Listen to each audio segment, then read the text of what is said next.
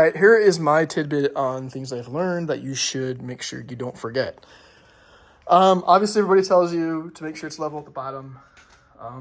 So put your first slat in, measure, make sure it's level. Use a laser. It's just a lot easier. So use a laser. That's the most important, right?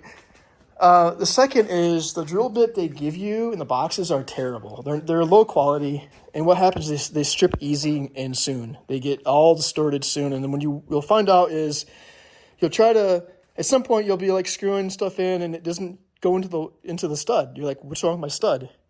Do I have a plate in my stud? Do I have some other problem? And you'll find out that really it's just your bit sucks. Your bit's gotten worn out. So get yourself a couple good bits, some high quality bits. They're only $2. I got this at Menards, size 2.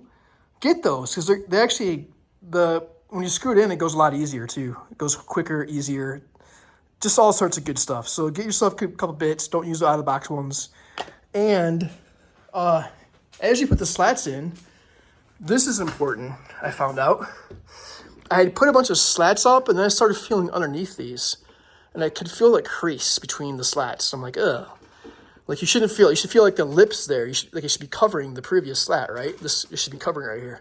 But it wasn't. So what I did is, I thought I had made a mistake, but no, really what you have to do is you have to push the slat down and then put your screw in as you're holding that down. And that'll keep your lip it'll keep it over the previous slat. And that also makes sure that everything is even. If you keep doing that throughout, they're all going to be the same level. Everything is going to help out. And then the third thing I did was I screwed in this off the top so to keep that